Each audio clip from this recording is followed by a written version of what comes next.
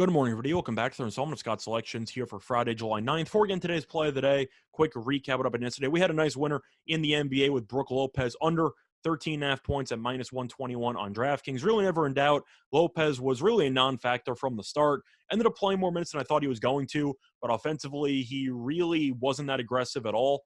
And after attempting 14 shots in the game prior, Phoenix seemed to do a better job of sticking to him. Plus, Lopez went 0 for 2 from 3, but only finished with 9 points. So, a nice, easy winner for us. Actually, I think he had 8 points, but either way, ended up in single digits. Nice, easy winner for us. Look for another winner here on Friday, but wasn't really a fan of anything on the card. So, we're going to be talking about another important event taking place over the next couple of days, which is going to be the third fight between Conor McGregor and Daniel Poirier at UFC 264. But before we end up talking about that main fight, we're going to be talking about one other fight that I do like in that card. So just to recap, we're going to be going over two fights that I think has some value on it at UFC 264 taking place on Saturday. So we're going to start off with the undercard fight, and it will be a fight between Hall and Topuria. And for this fight, I like Ryan Hall as the underdog, and the best price currently available is plus 210 on Fox Bet at time of recording of 2 a.m. Eastern time on a Friday night. Now, a couple reasons why I like Hall in the spot.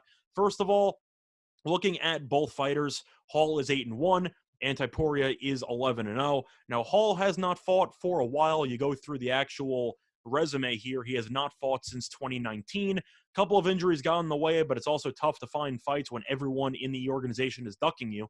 And some people might be wondering why they've been going out of their way to avoid this guy, because he's never really been a threat for a title. So you might be wondering why a lot of fighters don't want to face him. And that's because he is definitely one of the most unique fighters in the entire organization based on his style. He is a very, very aggressive ground guy, and that's why he has displayed his third-degree black belt in Brazilian Jiu-Jitsu talent over the course of his career. But you want to talk about what he can do to athletes and how he just brings them out of their comfort zone. If there's any type of opening on the ground, Hall's going to find it, and I do think that should be a little bit concerning for Topuria. Now, Topuria is also a ground guy. He does have a little bit more knockout power, but he does have, I believe it's, yes, he has 10 wins, and 7 of them are by submission. So Topuria prefers to go to the ground, and that is kind of a problem because of the fact that Hall is definitely the more talented and more decorated submission guy. So I do kind of question if Topuria is going to force both of them to stand up. But you want to talk about Hall and what he can do to catch fighters off guard. You got to talk about the Imanari roll, which is his signature move. And if you do not know what I'm talking about, just look up the submission against BJ Penn a couple years ago. But the way that I would look at it is that Hall can do a lot of interesting and unorthodox things on the ground that I do think make him very difficult to prepare for. And even though I can understand why Topuria is favored since he is 24, he's undefeated, and Hall is 36, at the end of the day, I do think this price is just simply ridiculous. I think Hall should be closer to around plus 130, plus 140, and Fox Bet's giving me plus 210. I got to take that to the bank, which is going to take me to a kind of a 1B play on that fight. I also like Hall by submission at plus 475 on Bet Online, which is really just a crazy price. FanDuel has the same bet at plus 340. Shopping around, Fox Bet had it at 4-1. Bet Online has Hall submission at plus 475. I'll take the free $1.35 there to the bank because Hall, even though he has won by decision in the past and he's very, very cerebral, so he's not going to go for broke, I do think that if Hall catches Topuria, who, according to some interviews leading up to the fight, seems to be pretty dismissive of Hall's skills. He thinks Hall's relatively overrated, and I do think that he could be lining himself up to underestimate the opponent here, as Hall might end up landing the Imanari roll, which should lead to a submission. But you're going to take a third-degree black belt in Brazilian Jiu-Jitsu to win by submission at plus 475. That sounds like a pretty good use of my money in terms of long shots. So that's going to be my two plays on that fight. But now talking about the main fight that everyone wants to talk about, it's going to be between McGregor and Poirier. And my play for this fight is Poirier inside the distance at plus 160 on Fox Bet. And that is currently available at time recording of 2:11 a.m. on Friday night. But the main reasons why I like Poirier in this spot is not just because of what happened in January where Poirier took his head off, because McGregor did make that fight pretty entertaining in the first round before he simply got caught and completely crumbled. But the issue that I have with McGregor in this spot is the fact that he has only fought twice since 2019.